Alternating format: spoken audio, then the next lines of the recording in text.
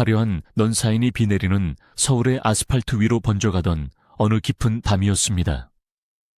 겉보기엔 모든 것을 다 가진 것처럼 보이는 사람들의 이면에는 때론 가장 비참하고 끔찍한 지옥이 숨겨져 있곤 합니다.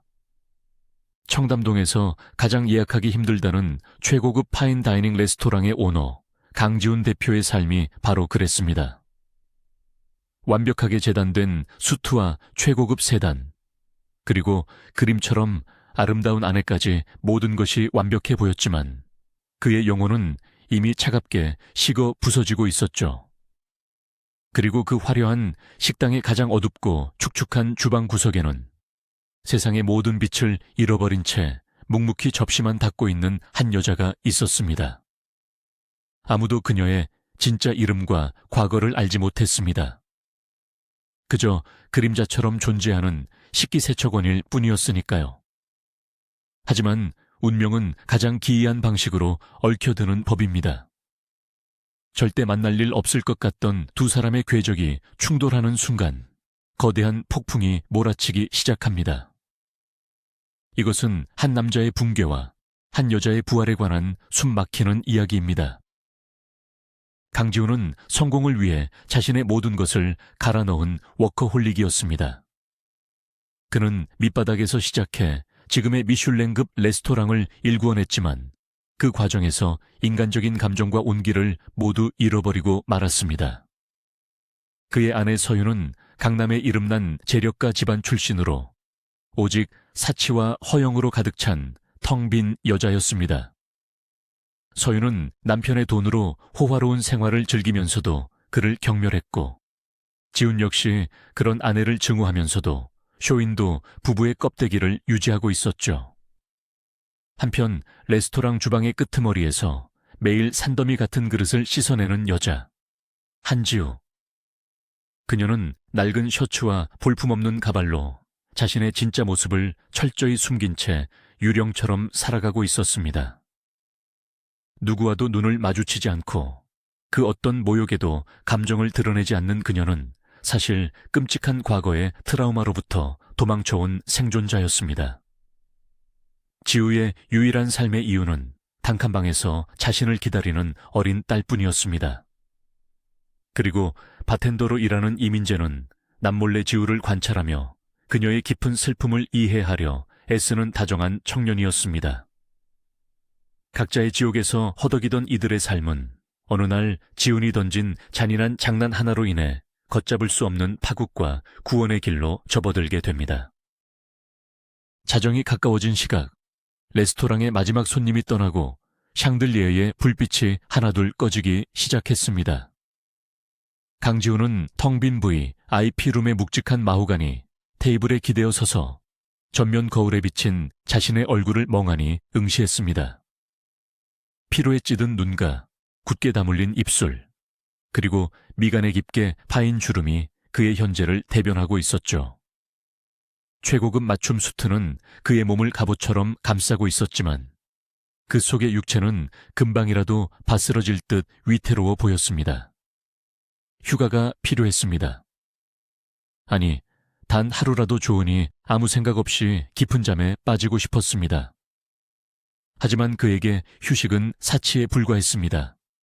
그는 매일 새벽 일찍 집을 나서 자정이 넘어서야 돌아가는 삶을 반복하고 있었고 아내 서윤의 얼굴을 본 지도 까마득했습니다. 지우는 입가에 씁쓸한 미소를 머금었습니다. 여자는 혼자 남겨지는 것을 참지 못하는 법입니다. 서윤처럼 화려하고 자극적인 것을 쫓는 여자라면 더더욱 그렇겠죠. 불륜. 그 불길하고 역겨운 단어가 그의 머릿속을 뱀처럼 기어 다녔습니다. 하지만 지우는 애써 고개를 저으며 상념을 떨쳐내려 했습니다. 지금 당장 그의 책상 위에는 오늘 자로 사직서를 내고 떠나버린 지배인의 빈자리가 남긴 서류 더미가 산처럼 쌓여 있었기 때문입니다. 그때 주머니 속의 스마트폰이 신경질적으로 진동하기 시작했습니다. 발신자 표시 창에는 서윤이라는 이름이 차갑게 빛나고 있었습니다. 지우는 깊은 한숨을 내쉬며 관자놀이를 꾹 눌렀습니다. 분명 왜 아직 안 들어오냐는 뻔한 타박이거나 또 다른 명품백을 사기 위해 카드의 한도를 늘려달라는 요구일 것이 뻔했습니다. 그는 애써 목소리를 가다듬고 통화 버튼을 눌렀습니다. 여보, 나도 방금 당신 생각하고 있었어. 지우는 최대한 다정한 척 꾸며낸 목소리로 말했지만 수화기 너머로 들려오는 서윤의 목소리는 얼음장처럼 차갑고 날카로웠습니다. 당신한테 아내가 있다는 걸 아직 안 잊어버렸다니 영광이네. 지우는 눈을 감았습니다. 눈앞에 서윤이 불만에 가득 차 입술을 비죽이는 모습이 선명하게 그려졌습니다. 서윤아, 알잖아. 지배인이 갑자기 그만둬서 내가 처리해야 할 일이 산더미야. 내일은 중요한 공급업체와 계약도 있는데 아직 서류 검토도 못 끝냈어. 지훈의 변명에 서윤은 코웃음을 쳤습니다.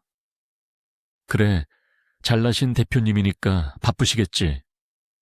나는 이 넓고 답답한 집에서 숨이 막혀 죽어가든 말든. 서윤의 날 선 비아냥거림이 지훈의 귓가의 비수처럼 꽂혔습니다. 그는 더 이상 참지 못하고 신경질적으로 전화를 끊어버렸습니다. 전화가 끊긴 스마트폰을 거칠게 주머니에 쑤셔 넣으며 지훈은 끓어오르는 분노를 삼켰습니다. 서윤은 절대 이해하지 못할 것입니다. 그녀가 누리는 그 모든 사치스러운 생활, 철마다 떠나는 해외여행, 수천만 원을 호가하는 피부과 시술과 브랜드 의류들이 도대체 누구의 피와 땀으로 만들어지는 것인지를 말입니다. 그녀는 그저 돈이 마르지 않는 샘물처럼 은행 계좌에서 무한히 솟아나는 줄 아는 온실 속의 화초일 뿐이었습니다. 지우는 넥타이를 거칠게 풀어헤치며 주방 쪽으로 걸음을 옮겼습니다. 스트레스가 극에 달해 누군가에게 이 화를 쏟아내지 않으면 미쳐버릴 것만 같았습니다. 그때 바카운터 쪽에서 들려오는 날카로운 목소리가 그의 걸음을 멈추게 했습니다. 지우는 어둠이 깔린 복도 기둥 뒤에 몸을 숨긴 채 상황을 지켜보았습니다.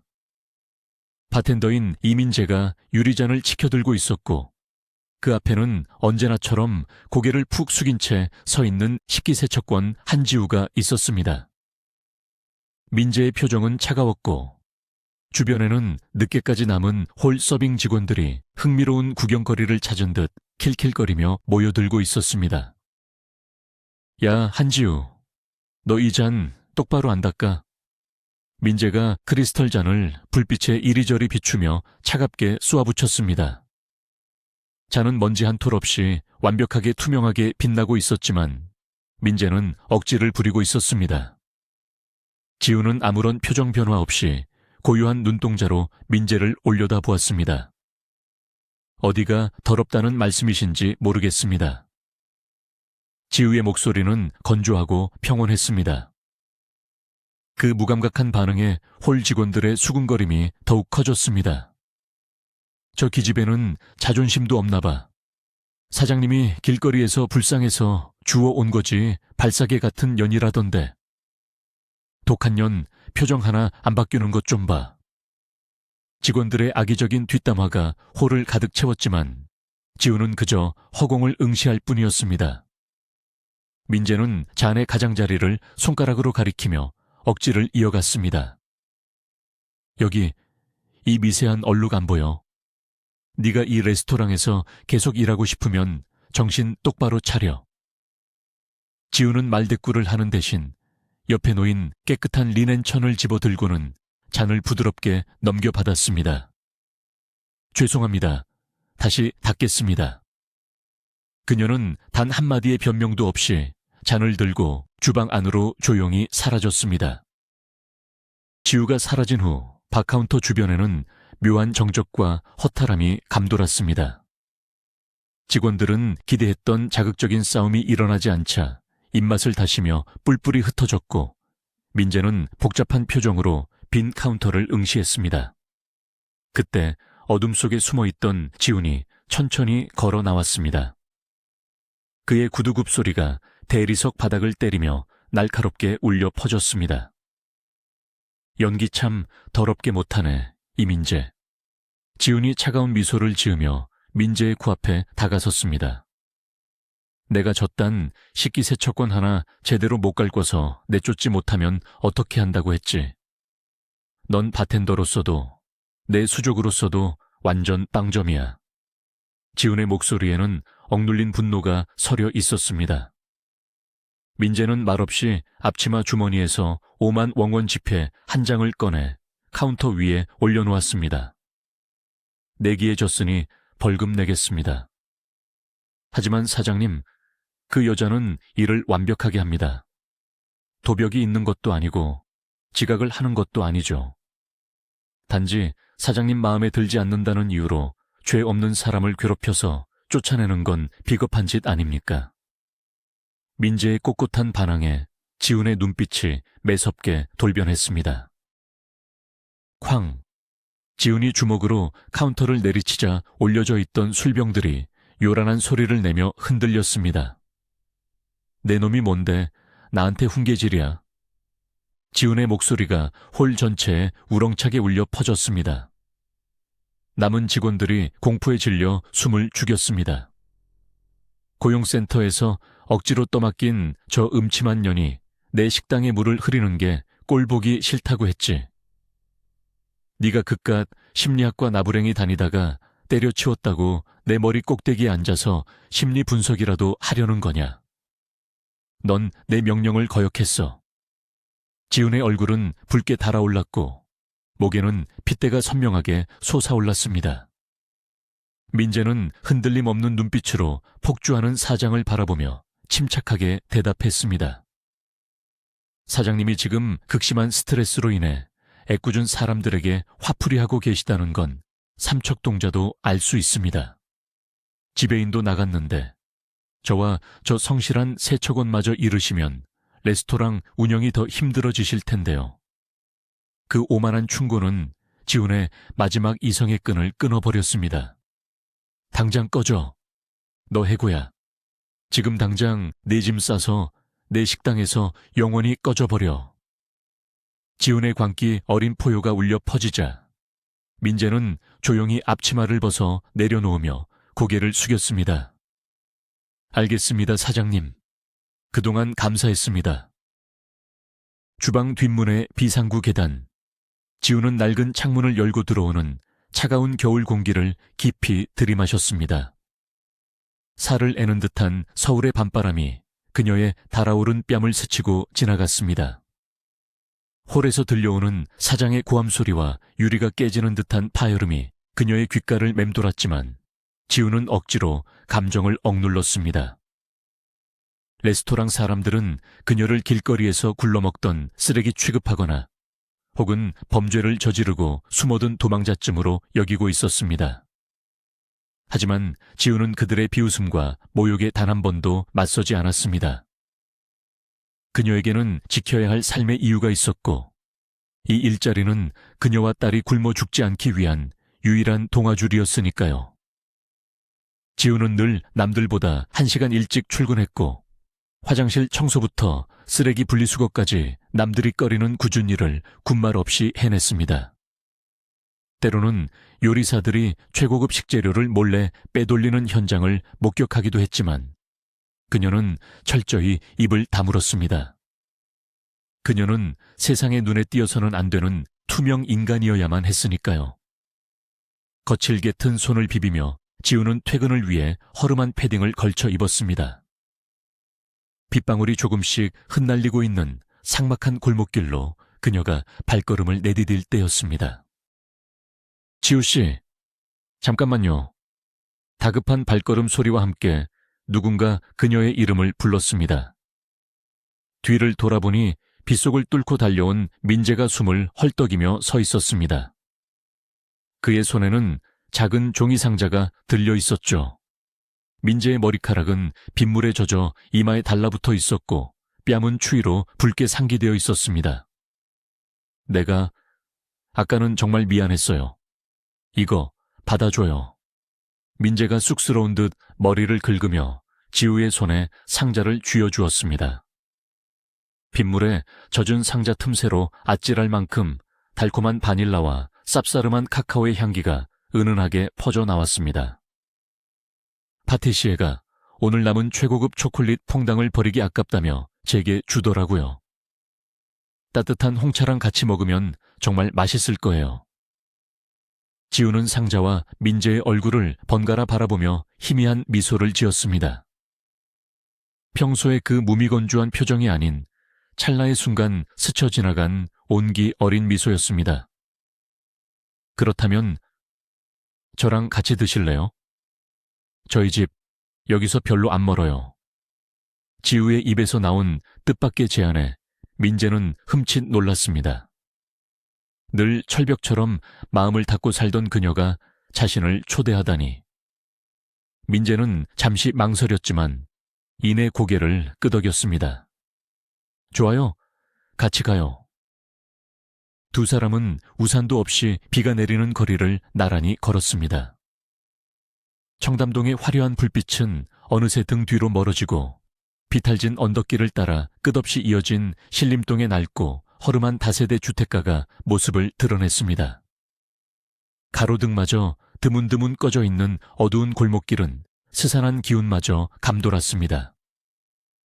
페인트가 벗겨진 시멘트 벽과 금이 간 창문들, 그리고 녹슨 철대문들이 빽빽하게 들어선 풍경을 보며 민재는 자신도 모르게 탄식을 내뱉었습니다. 동네가 참 조용하네요. 사람들이 다 떠난 유령 도시 같아요. 민재의 조심스러운 말에 지우는 덤덤하게 대답했습니다. 여기 사는 사람들은 대부분 갈 곳이 없는 사람들이에요. 자식들에게 버림받은 독거노인들, 전세 사기로 전 재산을 잃어버린 청년들, 그리고 세상의 바닥으로 내몰린 사람들이 모여드는 종착역 같은 곳이죠. 지우는 익숙한 듯 삐걱거리는 낡은 철문을 열고 어두운 건물 안으로 들어섰습니다. 복도등조차 들어오지 않는 칠흑 같은 암흑 속에서 민재는 지우의 발소리에만 의지한 채 조심스럽게 계단을 오르기 시작했습니다. 습하고 퀴퀴한 곰팡이 냄새가 코끝을 찔렀습니다. 갑자기 어둠 속에서 번개 같은 움직임이 민재를 덮쳤습니다. 퍽 하는 둔탁한 소리와 함께 민재의 명치에 강한 타격이 꽂혔고 이어서 그의 어깨가 거칠게 벽으로 밀쳐졌습니다. 민재가 고통스러운 신음을 내뱉기도 전에 차갑고 단단한 무언가가 그의 목덜미를 강하게 압박했습니다. 지우의 팔꿈치였습니다. 숨 막혀. 뭐 하는 거예요? 민재가 쉰 목소리로 저항했지만 지우의 힘은 상상을 초월할 정도로 강하고 정확했습니다. 어둠 속에서 지우의 얼굴이 민재의 턱 밑까지 다가왔습니다. 그녀의 숨결에서 옅은 커피 향과 비 냄새가 섞여 났습니다. 아까 바에서 나를 모욕한 대가라고 생각해. 지우의 목소리는 평소의 건조함과는 달리 서늘한 살기를 띠고 있었습니다. 내가 이딴 뒷골목에서 쥐 죽은 듯 산다고 해서 네가 날 함부로 다뤄도 된다는 뜻은 아니야. 민재는 온몸의 솜털이 곤두서는 공포를 느꼈습니다. 미안해요. 사장님이 시켜서 억지로 그런 거였어요. 정말 미안해요, 지우씨. 민재의 다급한 사과에 지우는 그제야 목을 조르던 팔을 천천히 풀며 뒤로 물러섰습니다. 민재는 벽에 기대어 주저앉은 채 거친 숨을 몰아쉬었습니다. 콜록콜록. 당신 진짜 미쳤어요? 나 진짜 죽는 줄 알았다고요?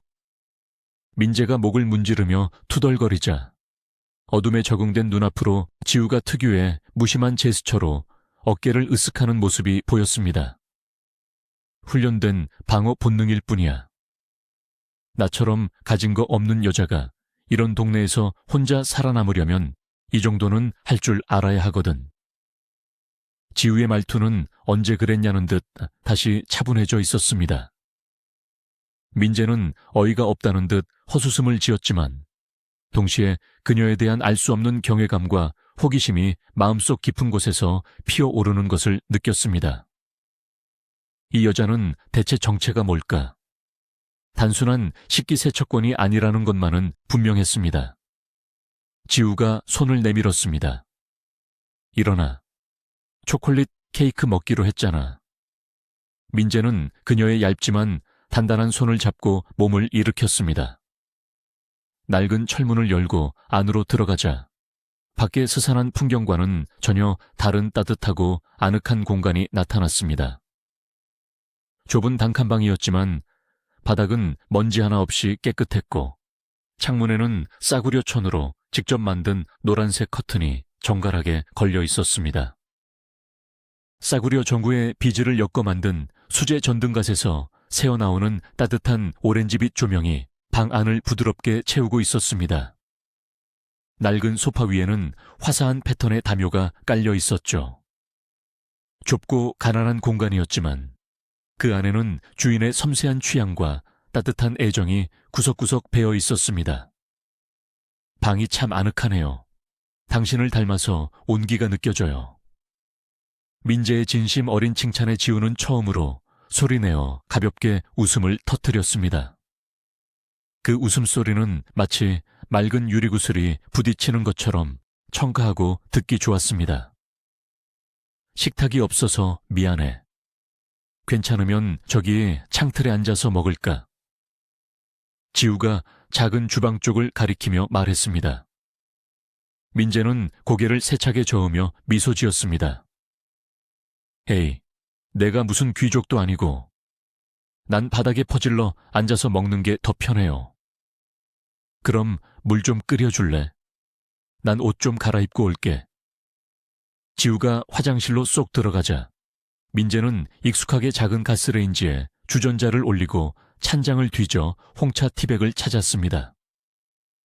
낡은 냉장고 위에는 작은 화분이 놓여 있었고 그 옆으로 여러 장의 사진들이 자석으로 붙어 있었습니다. 물이 끓기를 기다리며 민재는 무심코 냉장고에 붙은 사진들을 구경했습니다. 이국적인 풍경이 담긴 마그넷들 사이로 빛바랜 사진 한 장이 그의 시선을 사로잡았습니다.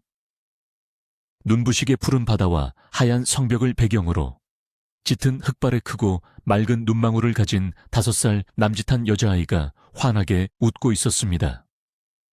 그리고 그 옆에는 조각처럼 잘생긴 젊은 남자가 아이를 사랑스럽게 안고 있었죠.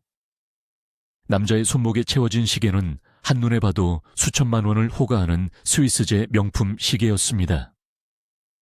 이 사람들은 누구일까? 남편과 딸인가? 민재가 상념에 빠져 있을 때 등 뒤에서 문이 열리는 소리가 났습니다. 차다 끓였어. 민재가 뒤를 돌아보는 순간 그는 너무 놀라 쥐고 있던 찻잔을 하마터면 떨어뜨릴 뻔했습니다. 주방의 칙칙한 작업복과 촌스러운 가발을 벗어던진 지우의 진짜 모습은 눈이 부실 정도로 아름다웠습니다. 우아하게 뻗은 목선과 가녀린 어깨를 드러낸 편안한 원피스, 그리고 짧게 친 세련된 쇼컷 헤어스타일 아래로 빛나는 크고 깊은 눈망울. 사진 속 여자아이와 똑같이 생긴 청초하면서도 기품 있는 여자가 서 있었습니다. 놀랐어. 지우가 장난기 어린 미소를 지으며 민재의 멍한 얼굴을 바라보았습니다. 민재는 마른 침을 삼키며 간신히 입을 열었습니다. 내가 당신에 대해 모르는 게 참 많았군요. 그 가발과 두꺼운 안경은 다 위장이었던 겁니까? 민재의 얼빠진 질문에 지우는 다시 한번 까르르 웃음을 터뜨렸습니다. 그녀의 웃음은 너무나도 자연스럽고 생기가 넘쳐서 민재도 덩달아 긴장이 풀리며 헛웃음을 지었습니다. 자, 차 식기 전에 어서 먹자. 두 사람은 좁은 창틀을 마주보고 앉아 종이 상자 안에 초콜릿 케이크를 나눠 먹기 시작했습니다. 민재는 찻잔을 매만지며 조심스럽게 입을 뗐습니다. 아까 그 사진, 냉장고에 있던 그 아이와 남자 말이에요. 당신 가족인가요? 지우는 포크로 케이크를 조금 떼어내며 창밖의 어두운 밤하늘을 응시했습니다. 내 딸, 그리고 아이의 아빠야. 아, 그럼 남편분은 지금 어디에? 민재의 조심스러운 질문에 지우의 눈가에 짙은 그림자가 드리워졌습니다. 우리는 결혼식은 올리지 못했어. 그리고 그 사람은 이제 이 세상에 없어. 방 안에는 빗방울이 유리창을 두드리는 소리만이 무겁게 내려앉았습니다. 민재는 아차 싶어 입술을 깨물었습니다. 자신의 경솔한 질문이 그녀의 아픈 상처를 건드린 것 같아 죄책감이 밀려왔습니다. 아이는 어디 있나요? 혹시 내가 너무 무례한 질문을 하는 거라면 대답하지 않아도 돼요. 지우는 고개를 저으며 옅은 미소를 지었습니다. 아니야, 괜찮아. 아이는 지금 24시간 돌봄을 해주는 어린이집에 있어. 내가 밤늦게까지 일해야 하니까. 혼자 방에 둘 수는 없잖아. 민재는 차마 케이크를 입으로 가져가지 못한 채 그녀를 멍하니 바라보았습니다. 지우가 케이크를 집어드는 섬세한 손가락, 곧게 펴진 허리, 그리고 찻잔을 쥐는 우아한 몸가짐. 심리학을 전공하고 바텐더로 수많은 인간 군상을 관찰해온 민재의 눈에 지우는 결코 밑바닥 인생을 살아온 사람의 태도가 아니었습니다. 당신 정체가 뭡니까? 민재가 나지막이 물었습니다. 예? 지우가 눈을 동그랗게 뜨자 민재가 말을 이었습니다. 당신의 곧게 펴진 등은 수년간 훈련받은 무용수 같고 찻잔을 잡는 손길은 최고급 다도를 배운 사람 같아요. 그리고 저 사진 속 남자의 시계, 가짜가 아니라면 당신은 지금 이 허름한 단칸방에 있을 사람이 아닙니다. 왜 숨어 지내는 거죠? 지우는 찻잔을 내려놓고 깊은 한숨을 내쉬었습니다. 그녀의 눈동자가 흔들리며 과거의 기억 속으로 빠져드는 듯했습니다. 눈썰미가 제법이네. 하긴 사람 마음을 읽는 심리학도 출신 바텐더였지. 지우의 입가에 씁쓸한 미소가 번졌습니다. 당신 말이 맞아. 나는 꽤 유복한 집안에서 태어났어. 아버지는 고위 외교관이셨고 어머니는 대학 교수였지. 어릴 때부터 유럽을 돌며 외국어를 배우고 발레와 승마를 배우며 완벽한 엘리트 코스를 밟도록 강요받았어. 하지만 난 그 숨막히는 온실 속이 너무나 끔찍했어. 내 심장을 뛰게 하는 건 외교관 배지가 아니라 맨발로 무대 위를 자유롭게 날아다니는 현대무용뿐이었거든. 결국 대학 진학을 앞두고 부모님과 크게 다투었어. 아버지는 내게 집에서 나가라고 소리치셨지. 그게 내 인생의 첫 번째 해방이었어. 지우의 눈빛이 과거의 열정으로 잠시 반짝였습니다. 나는 빈손으로 집을 나와 무용단 오디션을 받고 좁은 고시원방에서 컵라면으로 끼니를 떼면서도 춤을 출 수 있다는 사실 하나만으로 세상을 다 가진 듯 행복했어. 그리고 거기서 그 사람을 만났지. 내 딸의 아빠, 서진호. 진호 역시 나와 같은 무용단 소속이었어. 우리는 서로의 춤에 끌렸고 가난하지만 미치도록 뜨겁게 사랑했지. 몇 년 후 우리 무용단이 모로코에서 열리는 국제무용 페스티벌에 한국 대표로 초청받았어. 모로코의 그 붉은 노을과 좁은 골목길에 가득 찬 향신료 냄새, 흘구운 화덕에서 구워내는 전통빵의 고소한 향기. 모든 것이 완벽한 마법 같았어. 사진 속의 그 바다는 우리가 모로코에서 가장 행복했던 순간을 담은 거야. 지우의 목소리가 미세하게 떨리기 시작했습니다. 하지만 기적은 거기까지였어. 축제 개막식 날, 우리가 첫 번째로 무대에 오르는 순간, 낡은 무대 세트가 그대로 무너져 내렸어. 진호가 나를 감싸 안으며 아래로 추락했고 그의 다리 위로 무거운 철제빔이 떨어졌지. 의사는 진호가 다시는 걸을 수 없을 거라고 했어. 춤이 전부였던 그 사람에게 그건 사형 선고나 다름없었지.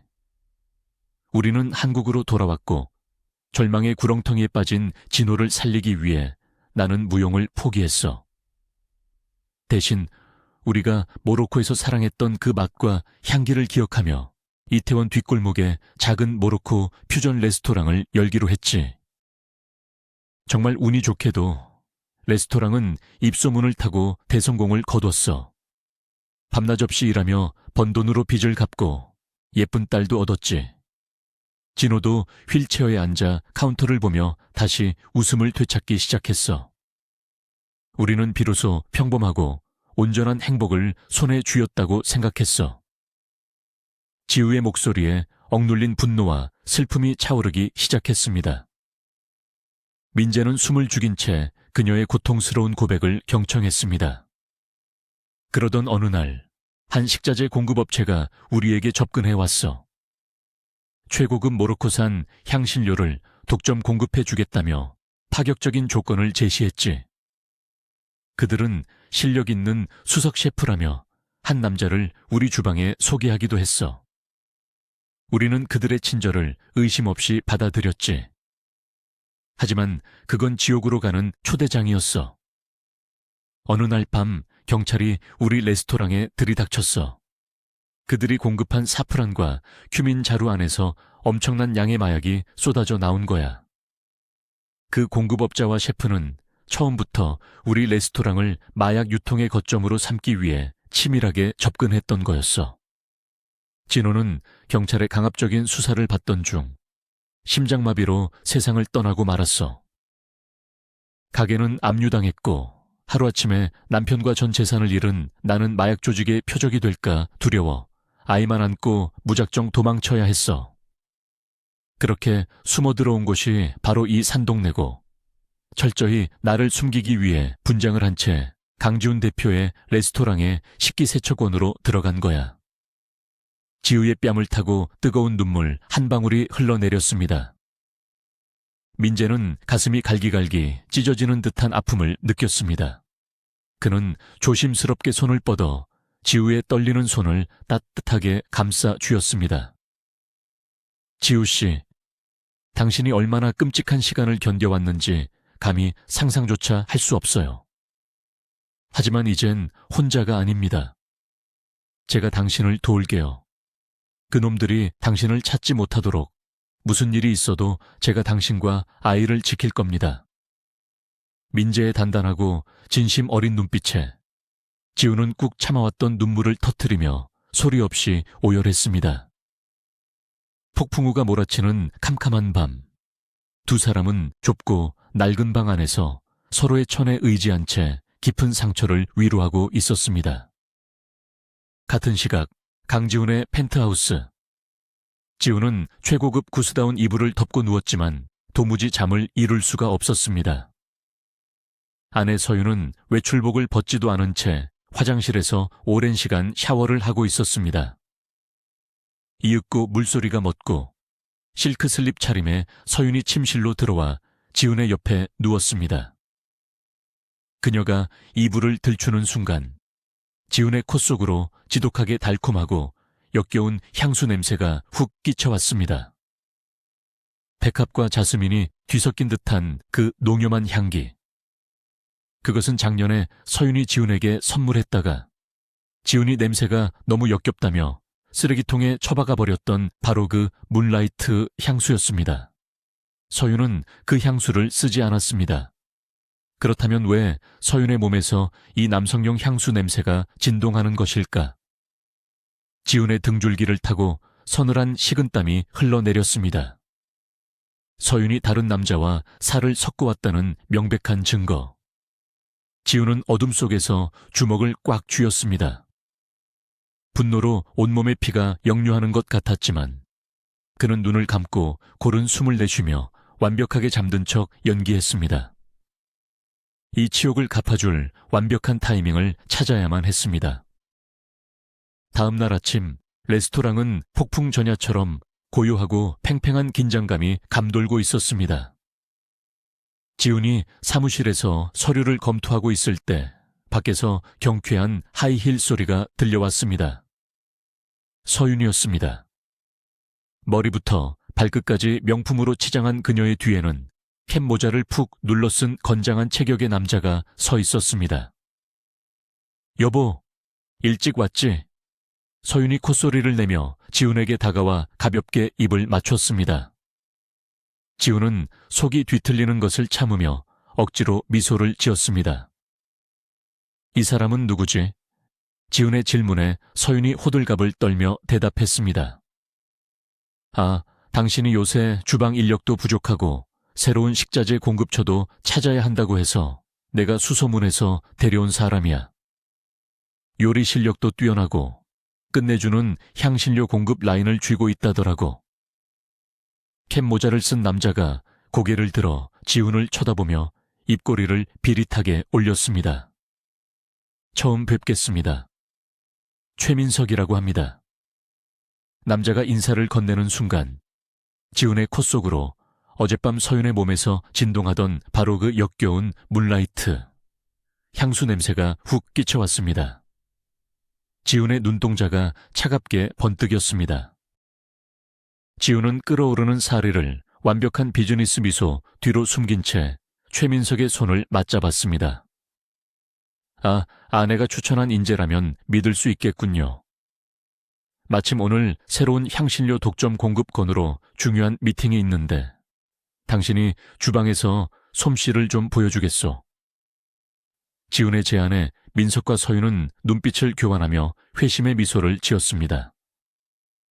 자신들의 계획이 완벽하게 먹혀 들어가고 있다고 착각한 것이죠. 서윤이 교태를 부리며 지훈의 팔짱을 꼈습니다. 여보, 나 오늘 저녁에 친구들이랑 파티가 있는데 카드 한도 좀 늘려줘. 당신 일 도와줬으니까 그 정도 보너스는 줄 수 있지. 지훈은 속으로 이 천박한 여자의 목을 졸라버리고 싶은 충동을 억누르며 지갑에서 블랙카드를 꺼내 건넸습니다. 마음껏 써. 당신이 내 아내로 살 수 있는 마지막 날일지도 모르니까. 속으로 그렇게 읊조리며 지훈은 차갑게 돌아섰습니다. 그는 주방으로 향하며 머릿속으로 치밀한 함정을 파기 시작했습니다.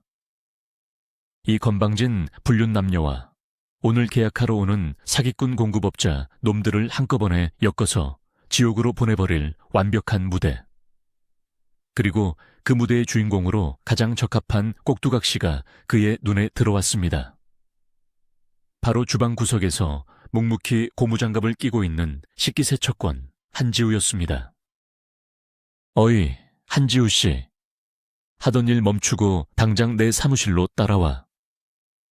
지훈의 신경질적인 명령에 주방 직원들의 시선이 일제히 지우에게 쏠렸습니다. 지훈은 아무런 동요 없이 고무장갑을 벗고 앞치마를 대충 털어낸 뒤 지훈의 뒤를 따랐습니다. 굳게 닫힌 VIP룸 안.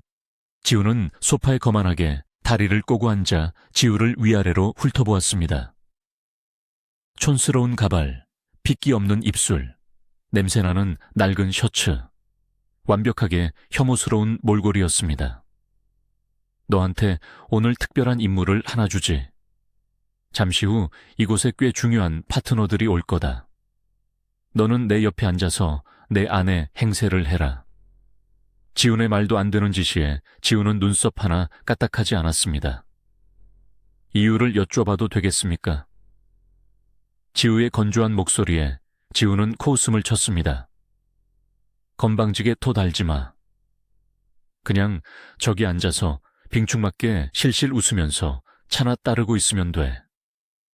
그 파트너 놈들이 널 보고 기겁하는 꼴을 감상하는 게 내 오늘의 유일한 오락거리니까. 지우는 아내 서윤에 대한 복수와 혐오감을 아무 죄 없는 지우를 조롱함으로써 풀려하고 있었습니다. 잠시 후 정장을 쫙 빼입은 두 명의 남자가 직원의 안내를 받으며 VIP 룸으로 들어섰습니다. 안녕하십니까, 강 대표님. 약속드린 대로 최고급 모로코산 스파이스 샘플과 독점 계약서를 준비해 왔습니다. 능글맞은 미소를 지으며 앞장서 들어온 남자는 스스로를 태양 유통의 김 대표라 소개했고 그 뒤에는 흉터가 있는 험악한 인상의 사내가 호위병처럼 서 있었습니다. 지우는 여유롭게 미소를 지으며 자리에서 일어났습니다. 어서 오십시오. 아, 인사하시죠. 이쪽은 제 아내입니다.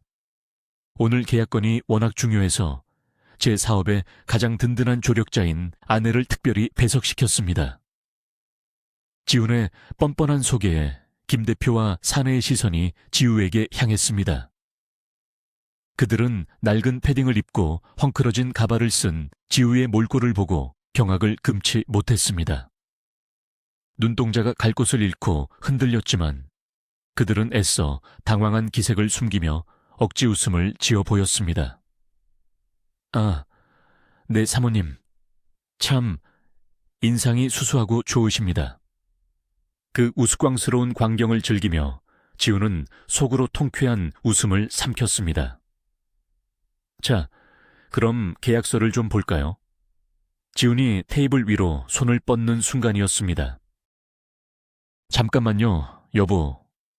제가 먼저 계약서를 확인해 봐도 될까요? 지우의 입에서 나온 낭낭하고 기품 있는 목소리가 VIP 룸의 공기를 단숨에 얼어붙게 만들었습니다.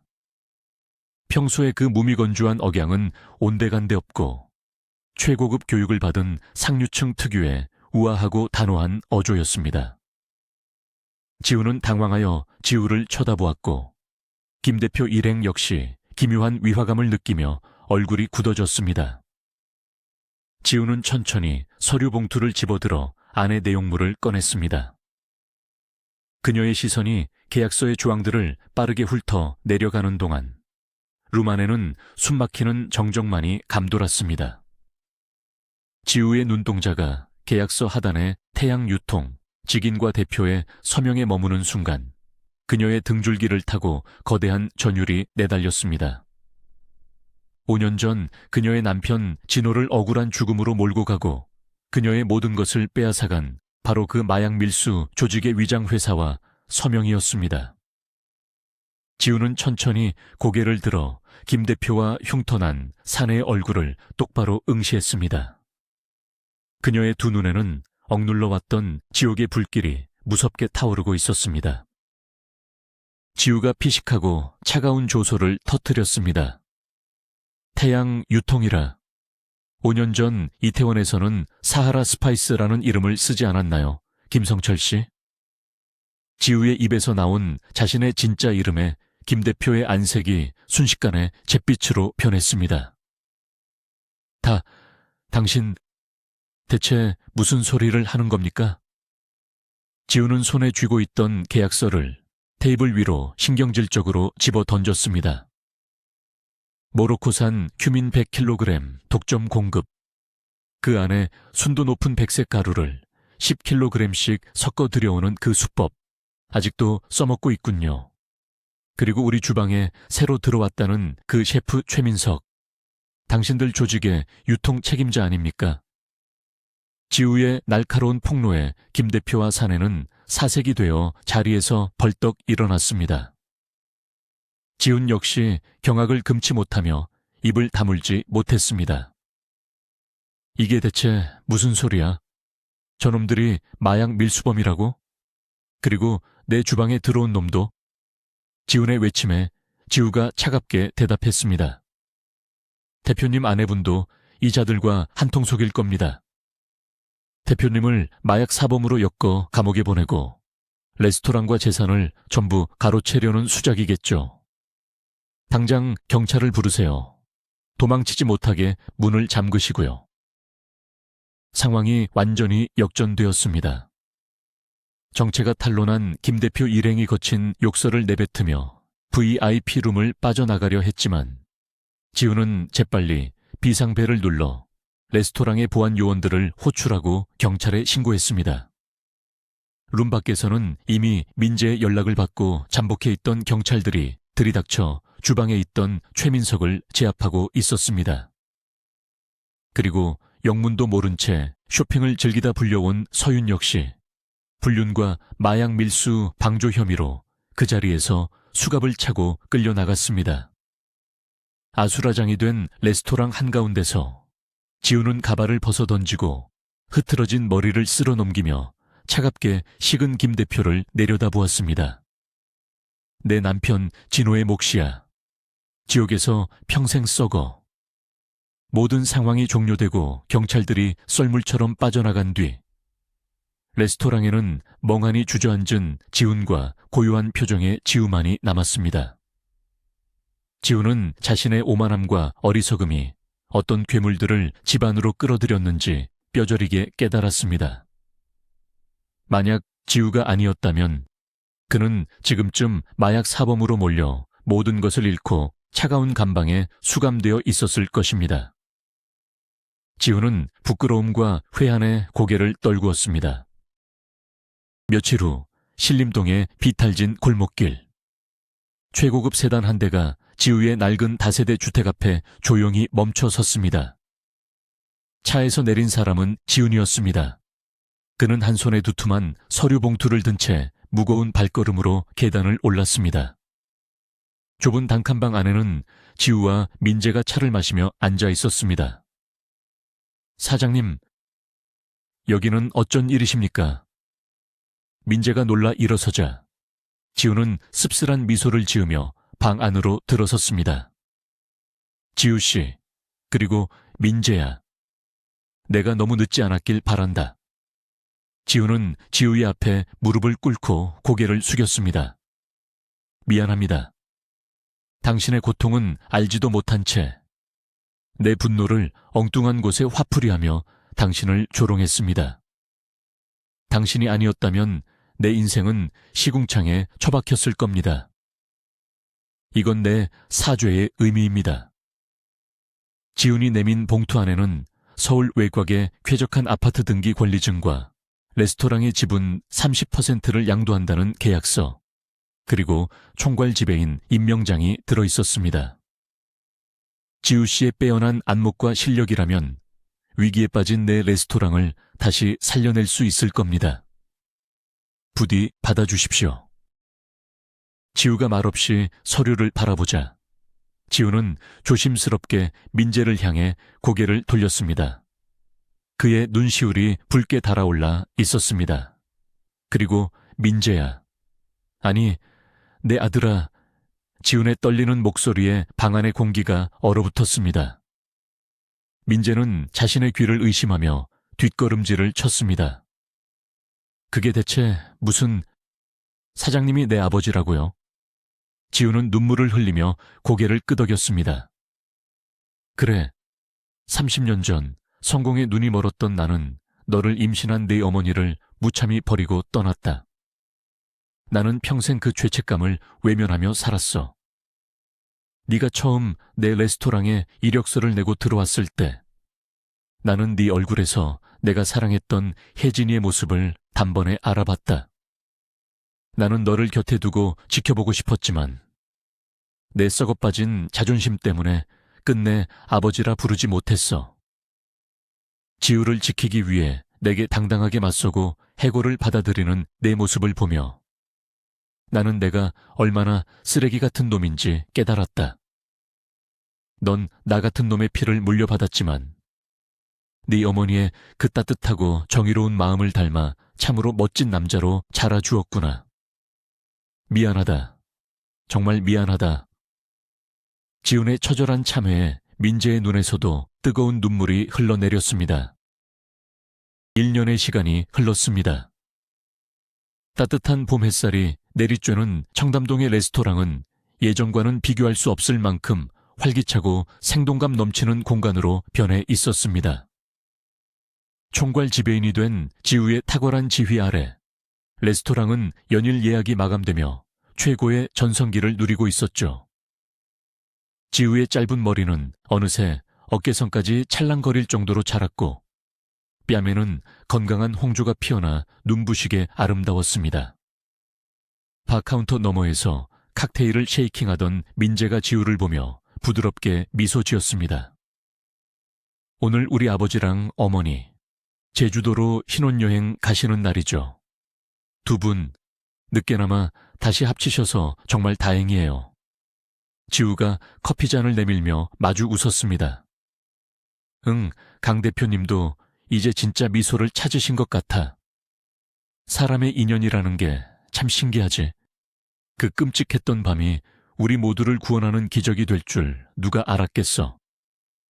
민재는 카운터 밖으로 나와 지우의 손을 조심스럽게 맞잡았습니다. 저기, 지우 씨. 우리 수빈이도 요즘 나보고 아빠라고 부르던데. 이제 우리도 진짜 첫 데이트라는 걸 해볼 때가 되지 않았나요?